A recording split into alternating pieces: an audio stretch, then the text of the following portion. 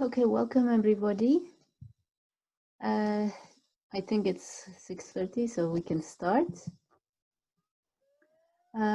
Today, I, Dincer, and Pınar Sunar Bükülmez will be talking about technical design of high-rise buildings. If you have any questions, by the way, you can write them on the chat box whenever you want. Let me introduce myself first. My name is Mine Dincer. I graduated from Istanbul Technical University. I did my bachelor, master's, and PhD degrees there. I worked there in Department of Architecture for about 10 years as a research assistant mostly. I've been working as an assistant professor here in Bahçeşehir University, Department of Architecture, for about 3 years. I work on environmental control and I focus mostly on the subject of acoustics. And Pınar Hocam, could you introduce yourself to us? Okay, sorry. I graduated as, first of all, I'm an assistant professor in the Department of Interior Architecture and Environmental Design. I graduated from Bahçeşehir University in the same department, Interior Architecture and Environmental Design.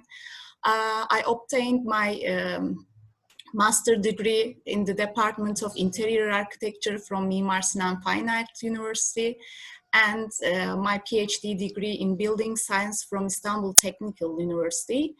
My research concern is generally fire safety of materials, fire resistance of materials, interior design education. So, can I start, Mine? Yes, please. Okay. Just let me do it. So today I would like to briefly explain the general principles of structural and fire safety systems in high-rise buildings. So I think it's good to start with the definition of high-rise buildings. There's a definition of the Council of Tall Buildings and Urban Habitats. So they define the high-rise or tall buildings, a building whose height creates different conditions in the design, construction, and use than those that exist in common buildings of a certain region and period. Another definition is for the stated in terms of their linear height. This has been set variously between the 23 meters and 30 meters generally in Europe and USA. In Turkey, we defined the high-rise buildings or tall buildings, the buildings which height is more than 21.50 and or the total structure is more than 30.50. We called it as a high-rise, or in other words, tall buildings. There are different types of high-rise buildings classified according to their primary use. They can be the office buildings, hotel buildings, residential apartment buildings, or mixed-use buildings, as we can see. A mixed-use building may contain offices, apartments, residence, and hotel rooms in separate section of the same building. So the hotel residents are another type of mixed-use occupancy. Before the structural systems, we should understand what is the structural load and the most essential loads affected to the high-rise buildings. So the structural loads, as we know, they are forces, deformations, or accelerations applied to a structure or its components. So they consist of dead loads, as we know, the leaf loads, snow loads, or hydrostatic, soil pressure loads, or other natural source. But the most important one for the high-rise building, for tall buildings, are wind load and earthquake load. In other words, seismic loads. As we know, the wind load is the most significant element that decides the plan of the tall buildings. The wind velocity you can see from the example, the wind velocity increases with the increase of the building height. And for design, wind loadings can be treated as by the engineers, static and dynamic approach. Another one, most essential one for the high-rise buildings is earthquake load or seismic load. So we know that during the earthquake, the ground vibrates both horizontally and vertically. So the earthquake produces loadings through its interaction with the ground and its response characteristics. So these loads are the most important one for the design of the high-rise buildings. Another one, we said that the other natural loads, they can be the effect of the blast, temperature change, differential settlement of foundations, or snow loads. So the tall buildings structural system are classified for the first time in literature by the Dr. Khan. He classified relating to their heights and material used, concrete and steel. We can see that there are four types of, he also defined the structures in 4 types. These are the shear frames, interacting frames, partial tubular systems, but with the development of technology, different systems added to these ones. And another classification is based on the distribution of the components of the primary lateral load resisting system over the building. So as we know, these loads, the earthquake load, the wind load, they are also resisted by the buildings with some structural elements. For example, the lateral loads, or we can say the horizontal loads, can be transferred through the shear walls, as we know, the slab core systems, or beam core column systems, or diagonal frames. And as we know, the vertical loads can be transferred through the bearing walls, columns, core, diagonal frames again. So basically, ben zaten şeyi izliyorum. Bizim bir tane canlı yayın başladı, onu izliyorum. Sana bir sertifika vereceğim bugün yüzünde. 3. etkinlik. Murat Hocam. So the interior structures, very basically, the definition is clustering the steel columns and beams in the core. So engineers try to create a stiff backbone that can resist wind forces. And the exterior structures, so in exterior structures, the columns and beams moved from the core to the perimeter of the building. So engineers create a hollow, rigid tube as strong as the core design, but weighing much less than the interior structures. So we can see there are different types of structural systems. Interior as for example, in interior structures, outrigger structures, which is very commonly used in the high-rise buildings.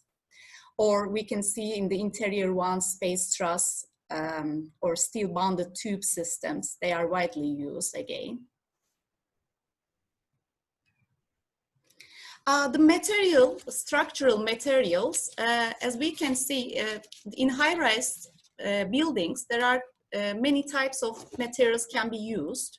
The most widely used one is the steel, and the other one is reinforced concrete, press-stress concrete, or high-strength structural steel, or they can be combined together and work as a composite system, composite floor systems. For structural material system for high-rise buildings should be chosen by considering some architectural, economical, and site factors. The other factors can be to consider in choosing the structural material include the project size, height, building form. It can be the regular or complex building structure or design considerations. for example, the fire performance, dynamic performance, adaptability, site location, the access to the site, and speed of construction. All these are affected to choose the right material for right structural system. So,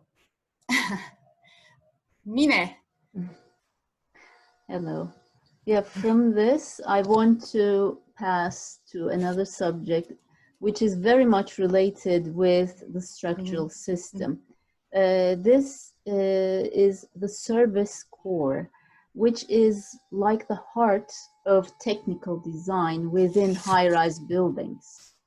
Because the service core, it includes all of the building services. It contains stairs, elevators, toilet rooms, all the mechanical, plumbing, and electrical and fire protection equipment.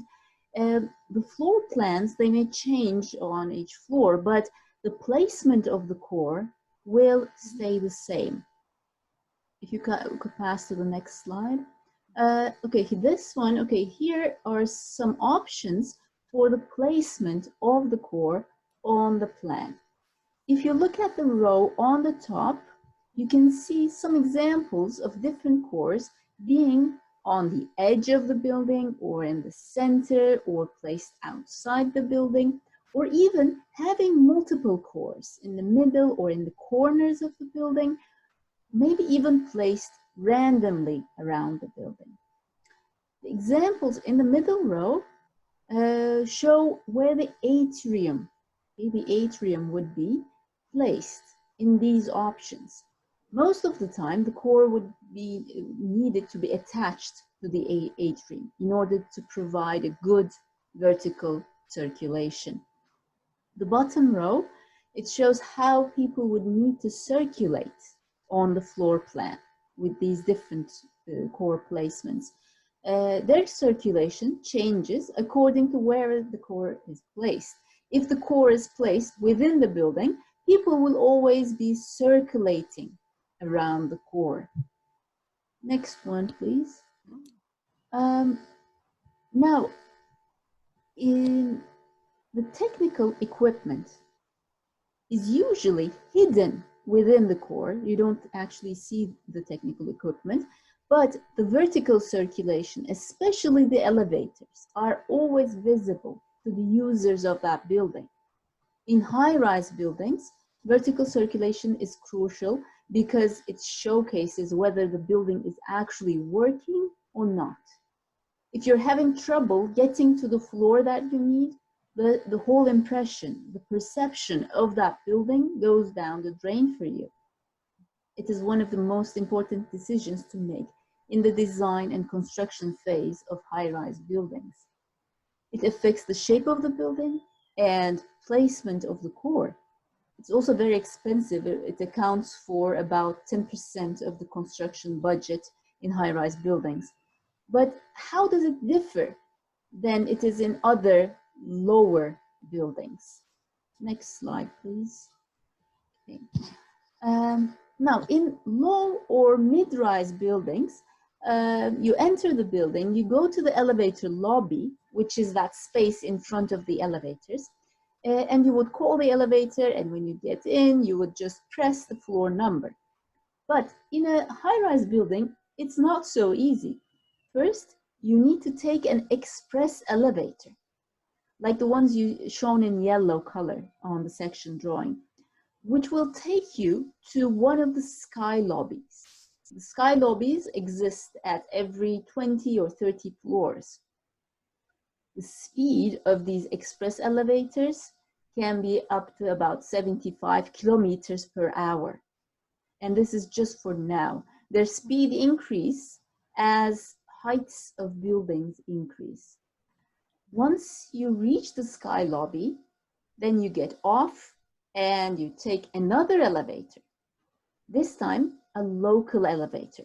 These local elevators also do not serve all the floors. They usually serve about 10 floors each to have an efficient system. Another difference is that you probably need to enter the floor number when you first reach the elevator lobby. like you see in the picture, there's a screen you type in, and the screen tells you which elevators to use. Like first use elevator A4 and then use elevator C8. Next slide. This one shows an example. This is Shanghai Tower in China. It has 128 floors. It's a mega tall skyscraper, and at the moment, it is the world's second tallest building. I think the first one is in Dubai, Burj Khalifa, right? Yeah. Yes. So in this one, in Shanghai Tower, there's a total of 86 elevators.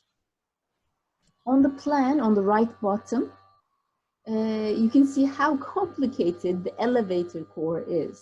Okay, all of those small boxes are all different elevators.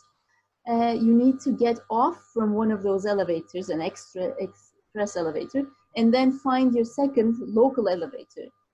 Not all of them are working on the same floor, by the way. Not all of them will be open. On the section on the left, you can see different zones that are used for the elevators with different colors. There are 9 different zones and 9 different sky lobbies that express elevators reach individually. There are also 7 service elevators out of the 86 total elevators for carrying goods only. And apart from the local elevators, there are also 3 firemen's elevators. Can you think how hard it would be for firemen to run up these steps? So they have their own special elevators. At this point, I would like to ask Pınar Hoca about what happens in these high-rise buildings in case of a fire. Okay. Fires is an important aspect in high-rise tall buildings. As we know from the 2001 World Trade Center fire, it is a very well-known example. And the following years, in 2005, the Windsor Tower fire, in 2017, in recent years, we know from the Grenfell Tower in London. So, what are the risks in the high-rise buildings? So the most important risks, we are specified in 4 groups. The first one is extensive use of external facade insulation material, or it can be the cladding materials. As we know, the recent years, the highly advanced production techniques have been developed to building external facade material industry. Especially in USA and Europe, exterior walls made of some organic insulation materials such as polystyrene, polyurethane are widely used in tall buildings due to the demands of energy saving. So the flames can spread very quickly over the surface of these materials, and they also produce large amounts of toxic gases, toxic products. So the fire safety issues of external facade insulation cladding materials have become a major issue for high-rise buildings. The secondly, as we can see, the complex structures could also lead to specific fire evolution behavior. The existence also of a stairwell, the elevator shaft, the tube well, or the lift shaft. In high-rise building, they could also create a stack effect, or we called it as a chimney effect, or we called it in the elevator shaft piston effect. They are also contribute to spread of the fire and smoke to the upper floors easily. So what does it mean very basically, the stack effect? It is a naturally induced vertical flow of air through a structure, we can say it. So the other one, structural safety of high-rise buildings during and after a fire hazard. We can say that for this one, the steel structures and also the glass curtain walls, they are lead to very complex mechanical load distribution under the fire. So this, the structural safety of tall buildings gain importance. Another aspect is the glass curtain walls are widely used in the tall buildings. So the fire can emerge from the broken window, the rupture of this glass, and will not easily controlled from with the other sprinkler or other systems. So, and another one is the human evacuation. It's a complex, multi-directional characteristics.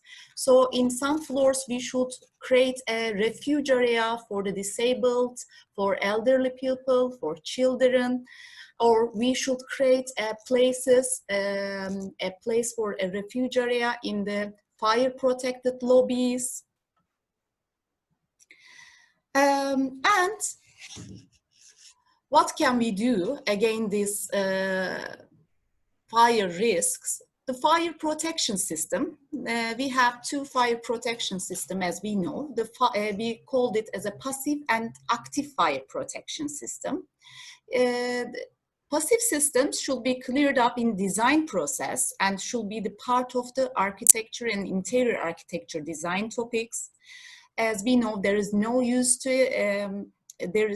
to use energy to activate these systems, and these are means of egress, and under the title of means of egress, exit access, exit, and areas of refuge.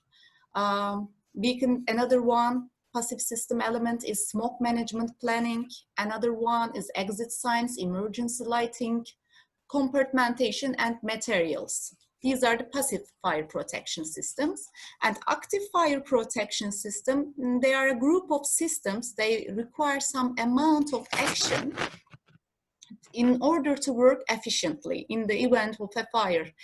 And we gather it in three parts, main parts: smoke detection and alarm system, pressurized and ventilation system, or fire extinguishing systems. These are the sprinkler, standby hose systems, or portable extinguishers. So means of egress are the elements of means of egress. The comprehensive system of components consists of three separate and distinct parts, as we say: exit, exit access, exit discharge. So exit access, which is the connection between the occupied space and the exit. So what is the elements of the exit access? It includes the halls, corridors, aisles, doors, stairs, aisle or aisle access ways, or exits, which is the safe route to the exterior space. We can call it exit stairs, fire doors, and exit passageways, or fire protected lobbies. Exit discharge, where the building occupants escape to the exterior. So these are generally a street or alleys, or egress courts, we can say. The means of egress capacity, component is based on the clear width of the component and the type of the occupancy, and of course the fire load. It includes the width of the exit stairs, exit doors, and number of the means of egress. So it includes, we should check before we are designing, we should check the codes, regulations. For example, for fire, we have building fire regulations in Turkey. So we should check before we are making a calculation about the to find the general width of the staircases, and also the number of the staircases, the width of the doors. And exit stairs, as we said, exit stairs should be in a compartment. So what does it mean? They should be divided from other spaces with 120-minute fire-resistant walls and 19-minute fire-resistant doors. And exit stairs in tall buildings, they must be designed inside the building. And at least 2 exits should be provided for all floors in high buildings. And fire protected lobbies, another area for compartment area, which is the main fire stairs is included, and also a refuge area, disabled refuge area should be, we should separate a place for them, because these areas they can create a safe place where people cannot usually use the fire escapes, fire staircases, or evacuation lifts, and they have a chance to call for assistance and wait while the building occupancy is evacuated. And fire protected lobbies are not only for the occupants, same for the firefighters. And in tall buildings, a firefighter lobbies should be designed in addition to the occupants' fire protected lobbies, because in tall buildings, in case of fire, of course, we are not using any lift, but these lifts, firefighters' lifts, are different from the other ones. They are pressurized one, so they can easily go to the origin of the fire, and they can easily evacuate the people. They are different from the other lift elevators, and we should have firefighting lift lobbies in tall buildings.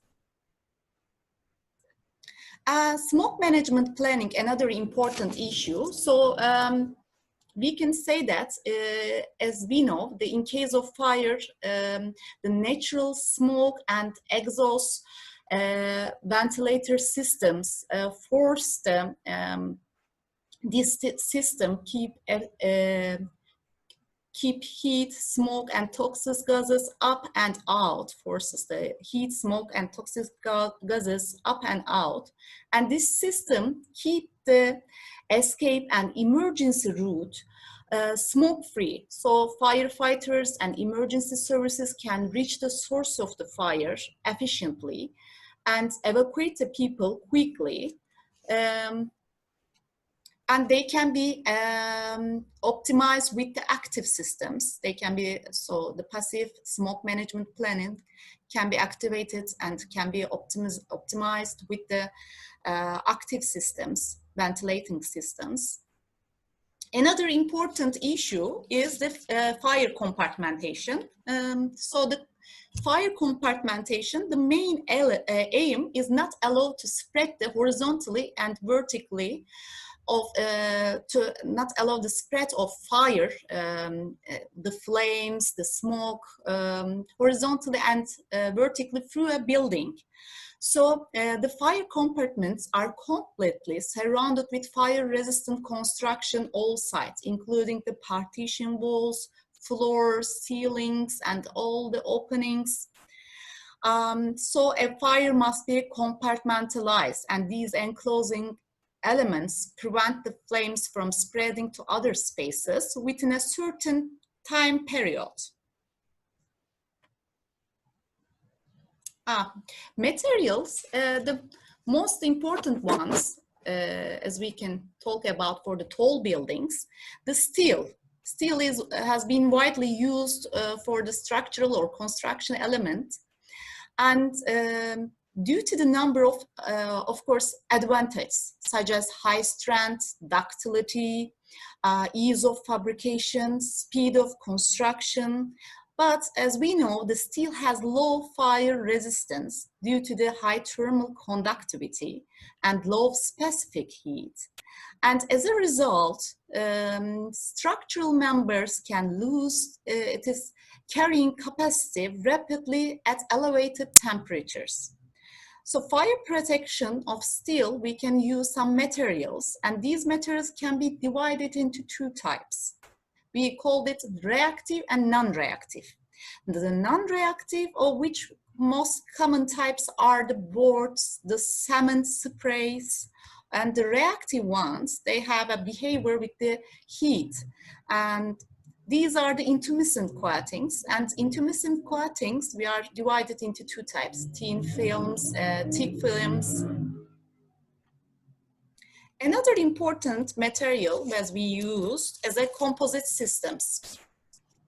Composite systems, as we know, structural members in composite sections with two materials, reinforced concrete and steel beams, they are bound together with the shear studs, and they are acting together, and they also provide maximum capability and flexibility in tall building structures. We can see a typical high-rise buildings, a slab system in here, composite steel, concrete, composite floor slab. As we can see in here, for example, if they are not, these steel beams are not primary beams, if they are secondary beams, we don't have to use any protection materials on steel, because it is caused by the membrane action on the floor slab at elevated temperature. So it protects the beams, but only the secondary beams. So economically, it is preferred to use it like that in recent years. Another one is the facade systems, as I told before. The facade cladding, thermal insulation or moisture barrier, they are used for in the facades, but they are combustible materials. If they are used as combustible materials, they allow the flame to travel externally along the facades, and they cannot be extinguished, as I said before, by the sprinklers and other fire systems in buildings. And cladding materials contribute fire performance of a facade materials, and which the facade is made of the key component in here, as in tall buildings. Another one is the cavities.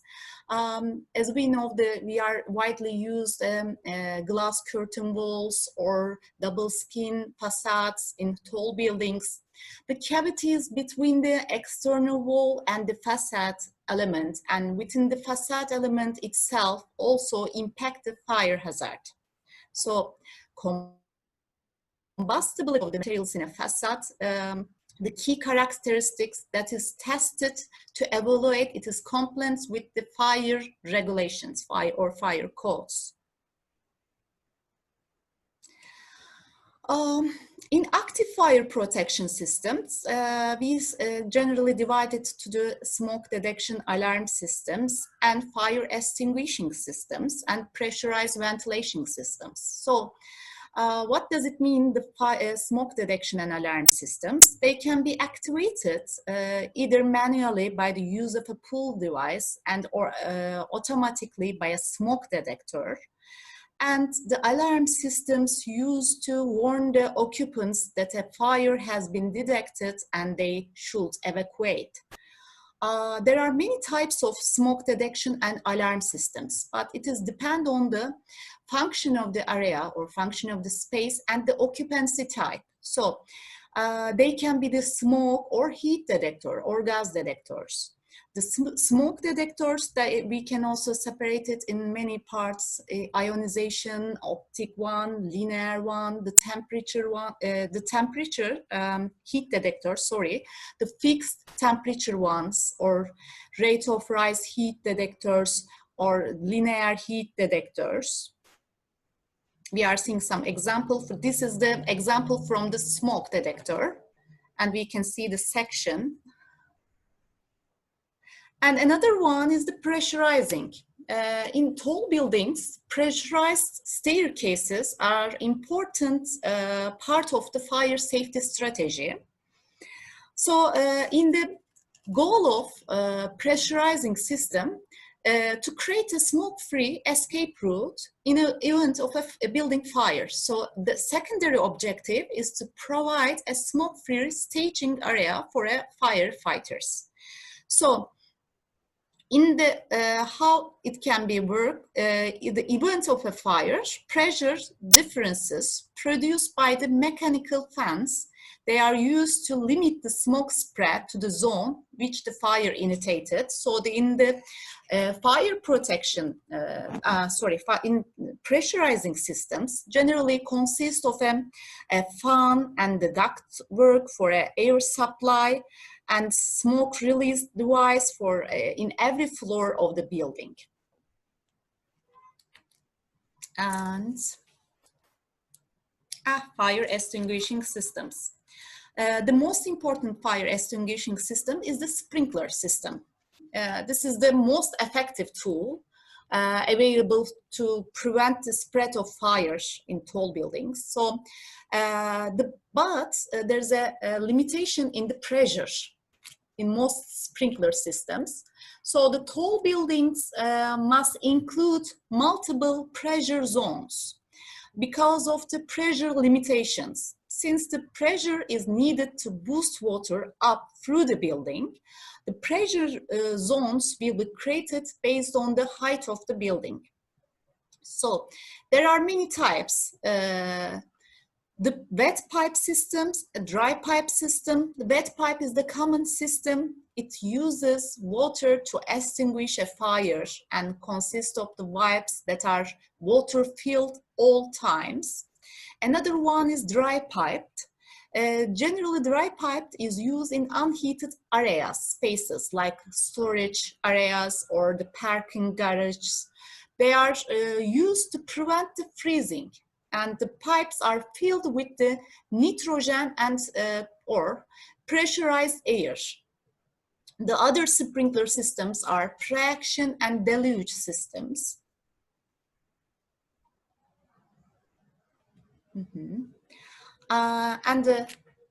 The last one is the standpipe hose systems. So the standpipes are required in tall buildings. They cannot be reached by the normal firefighting equipments at street level. As you can see from the schematic diagram of a typical standpipe and hose systems, what does it mean as standpipe? It's a vertical pipe extending from the lowest to the highest floor of a building. And the water source or water tank for a standpipe is either it can be in the down system or it can be a suction tank in the upfeed systems. So each standpipe on every floor, as we can see in the downfeed systems and upfeed systems. So the water tank, suction tank we have in the upfeed systems, and the water tank in the floor, in the roof. So we called it as a downfeed system.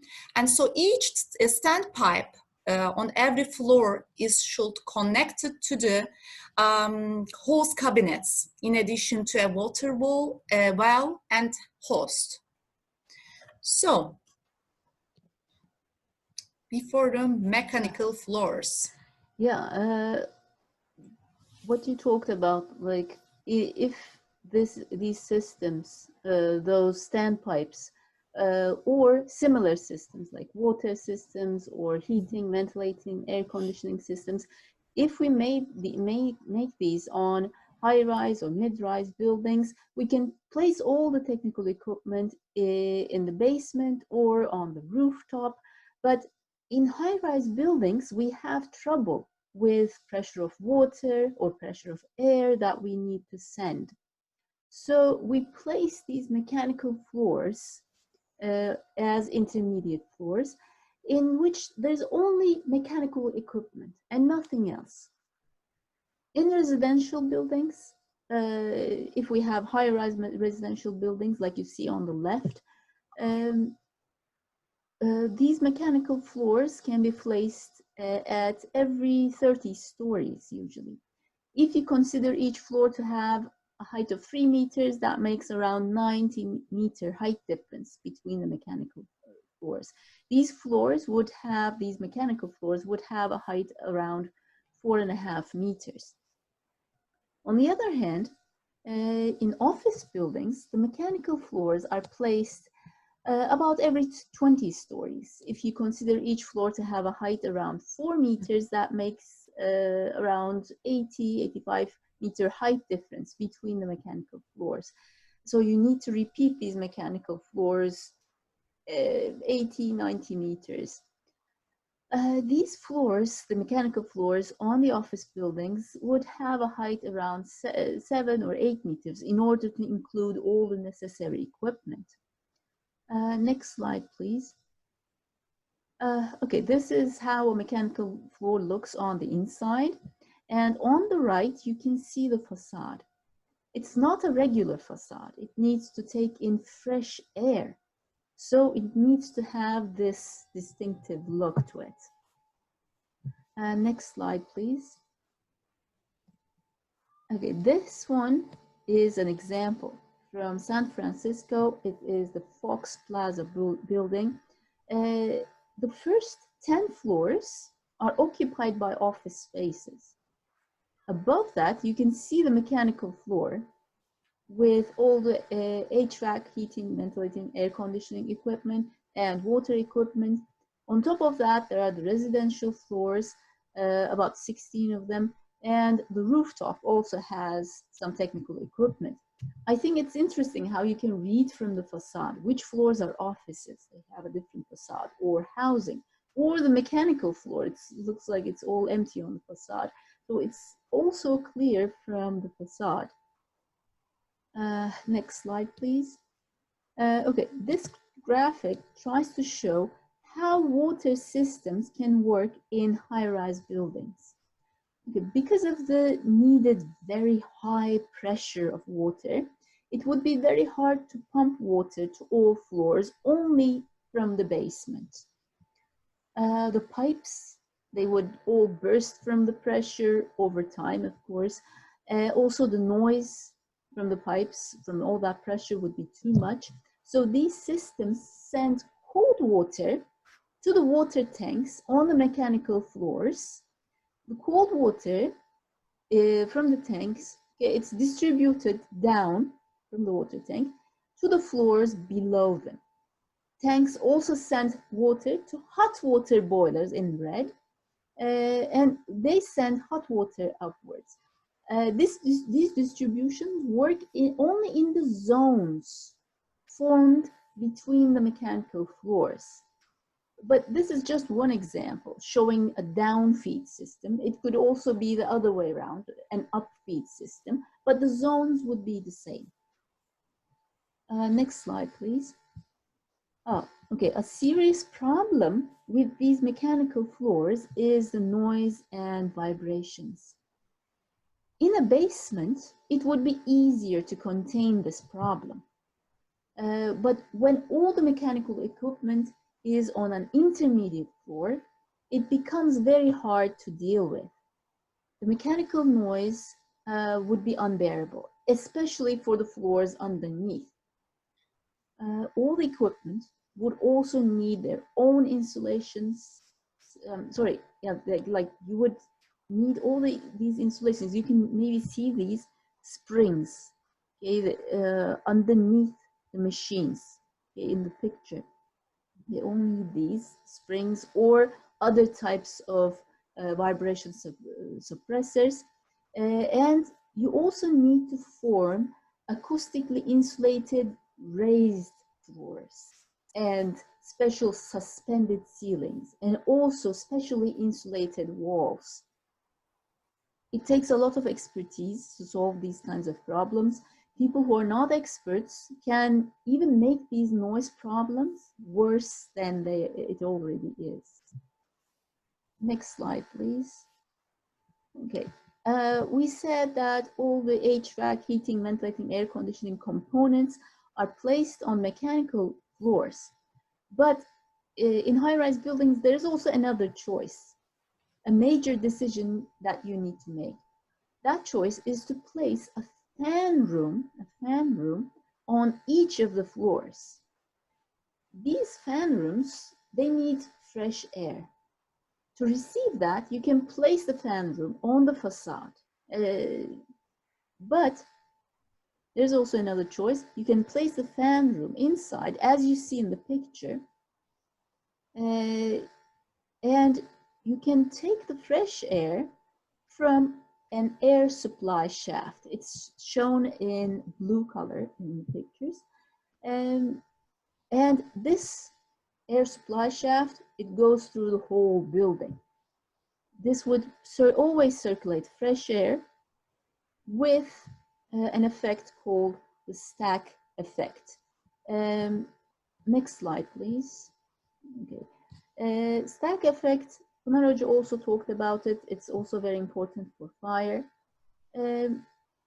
What it is actually, it's very simple. It works with buoyancy. Buoyancy is, I think everybody knows what it is, but that you don't know the name maybe. Warm air rises. Okay, warm air rises, cold air stays down. This is a principle everybody knows. For example, if you look at the picture on the left, okay, it's winter time. The building is being heated on the inside.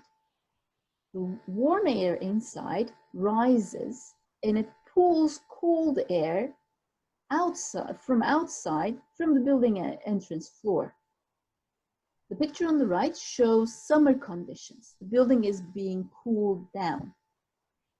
The cold air that is produced within the building, it goes down and tries to escape from the entrance floor. In high-rise buildings, it can create an enormous problem because it creates these very strong winds inside the building. It can easily happen in an air supply shaft, like we use for the HVAC, or in any elevator shaft, or stairways, or the atrium, if you have an atrium. The most efficient way to stop this wind is to control the openings on the facade. And it actually has a very easy solution, revolving doors. One of the most important reasons for having revolving doors in high-rise buildings is to stop this risk of these very strong winds. These doors, they block air, eliminating the risk of the stack effect. But it can also happen if you try to open a window as well. That is one of the reasons why in most high-rise buildings you cannot open windows. But people are always eager to open a window, so there was a solution. We could show it in the next slide. This solution is double skin facades. There are two facades about 1.5 meters apart from each other. In between them, there's controlled air. It can have more comfortable temperature, humidity, and airflow. Solar radiation and daylight, they can be controlled more easily. You can open your window in a high-rise building and get fresh air without causing any strong winds. Because it's more insulated, it helps with traffic noise as well. So it looks all perfect, but there's a slight unexpected problem. If you look at the arrows, the yellow arrows, if the windows are open, when you speak in one room, the sound gets out from the window and hits the second skin, like you see in the arrow, and is reflected into the room next door. They can hear you perfectly. You pay unbelievable amounts of money in order to be able to open your window, and what you get is you can hear all of your neighbors like they're living with you. I think it's kind of a funny glitch in this very expensive facade system. Next slide, please. Even if you don't prefer double skin facades, high-rise buildings mostly use curtain wall facades. The problematic points about these facades are the connection points, where facade meets the floor or the interior partition wall. Usually, these spaces are closed with very small pieces, such as just one layer of gypsum board. You need many additional layers so that you can stop noise traveling between floors and between rooms. And it's also crucial to stop fire and smoke from spreading from room to room and from floor to floor. Just one last slide. For the next slide. This is just something that I find interesting about high-rise buildings is that they can also get struck by lightning. You need to install lightning rods on the top of the building. It takes the energy, transfers it down to the ground. It also protects all the electrical and electronic systems in the building. This was what we were going to tell you. So thank you all for listening. If you have any questions, you can write them on the chat box. Mina Hocam, if I may, I have questions. Okay. Oh. Thanks all of you for this nice, thanks all of you for this nice presentation. My first question is to Mina Hocam. You mentioned different subsystems in high-rise buildings, and each of these systems needs different specialization. And my question is how the design of each system is integrated into the whole building design. And my second question is to Pınar Hocam. Is there a priority among the aspects you mentioned for high-rise buildings that may be used for the optimization in the design process, and which is my research interest? And thank you. These are my questions. Thank you. Okay, let me first answer. So you ask about how to integrate these many different subsystems together. Of course, integrating these systems, using them all together in such huge projects is a real challenge. There are lots of different parties, different offices, different people involved, and they all work in different disciplines. How will they communicate? How will they avoid making mistakes? And what they usually do is they usually use BIM, Building Information Modeling. It's a communication system between all the parties involved. It's a system that can work with more than 100 softwares. For example, the structural office works with one type of software. The heating office, ventilating, air conditioning, that office works with another one. The electrical people, they work with another software. The design office works with another software. So there are different offices working with different separate softwares, but they can use, all of them can use the same language. It's called IFC. It's an open file format, and all these softwares can work with the same file format, and all the projects can come together and they can be on just one platform. And in BIM, in Building Information Modeling, what you have is you have a three-dimensional model of the building, but all the objects are filled with information, non-geometrical information. So, for example, you can put in the structural information in there, on the columns, on the beams, or you can put speed of air in the ventilation ducts, or you have an electrical system, you have an energy system. How energy efficient is this? So all of that information, you have it all in one file. So everybody works on the same file. So this system improves the collaboration and communication. And it also has an automatic detection system, clash detection system. It makes sure that these systems, they don't overlap, these objects don't overlap. For example, if a ventilation duct is trying to go through a beam, it doesn't allow it. Or you have to leave some space between an electrical wire and the water pipes. This system checks if you left that space or not. It warns you.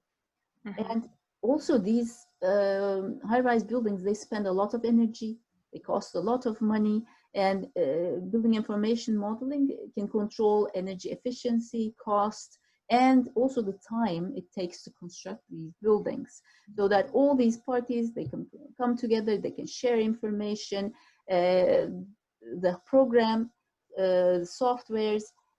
This modeling system, it helps them to make sure that they can easily and healthily, in a healthy way, they can integrate these systems. So now it's my turn. Thank you, Mine Hocam, by the way. Thank you. Okay. In design process, I think the main concerns should be the structural and fire safety. As we know, their aims, the first aim, protecting the lives of the occupants, and then protecting the integrity of the building. So other comfort conditions like the thermal, lighting, acoustic, or air quality, they can be optimized, and they can find a compromise solution using some algorithms and simulation programs, but they are not as vital as structural safety and fire safety. So I think the other thermal comfort, the other comfort conditions can be also simulated, and they can find a solution for it. But for structural safety and fire, they cannot be. So the main concerns, I think, should be these ones, these parameters. Thank you, Pınar Hocam. You're welcome. Thank you, Sinem And Hocam. Mina, there are lots of questions to Yes, you. yes. Okay, the first question from Halima is there a solution for the acoustic problem in double facades? There is a solution. You put a barrier, like a glass barrier, in between floors and in between rooms, outside the facade, like in between the two skins. Wherever you don't want the sound to go, you put another layer of glass. This is easy to do for the floors because they already can walk on the floors outside, like in between the skins. They can already walk there, and there is a surface, so it's easy to make that adjustment between the floors. But in between the rooms, especially in an office space, if they have like small office rooms, it's very hard, because what you're doing, if you're putting a barrier for sound, you're blocking the air. Okay, there should be a circulating air. You're blocking that. So it's not a full barrier. Usually it's like a small barrier that reduces the sound. So they do have a solution. And there's another question from Aya. Why should we place mechanical room in an intermediate floor in this type of building? Can't it be placed within each floor in a small room?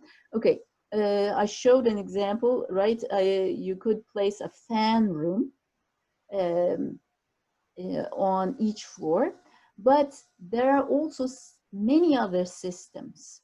Fan room is just one type of room in all the heating, ventilating, air conditioning, HVAC system. There are also chillers, boilers, the distribution systems, everything, okay?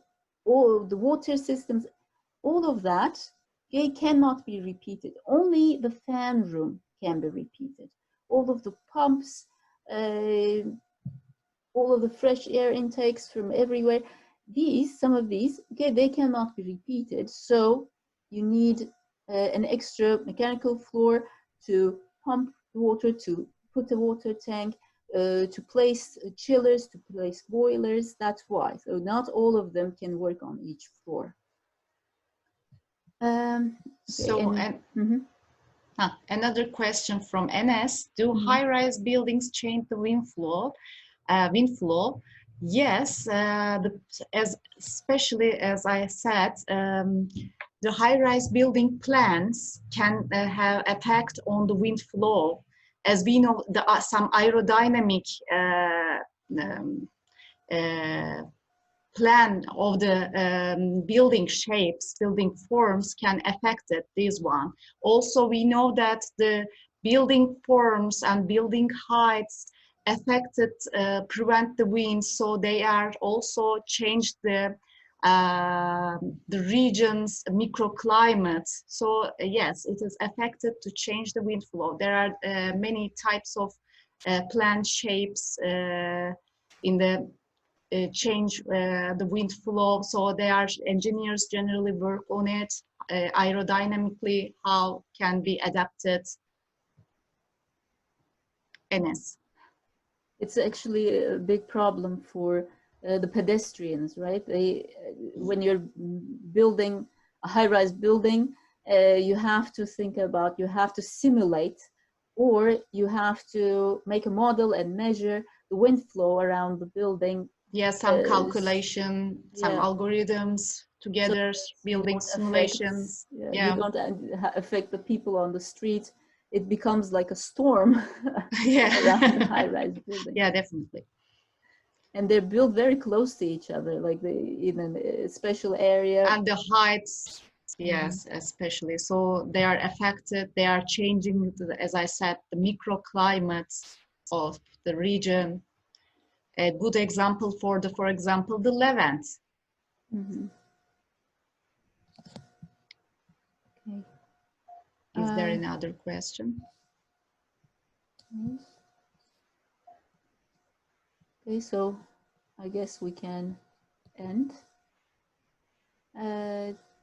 So thank you, everyone.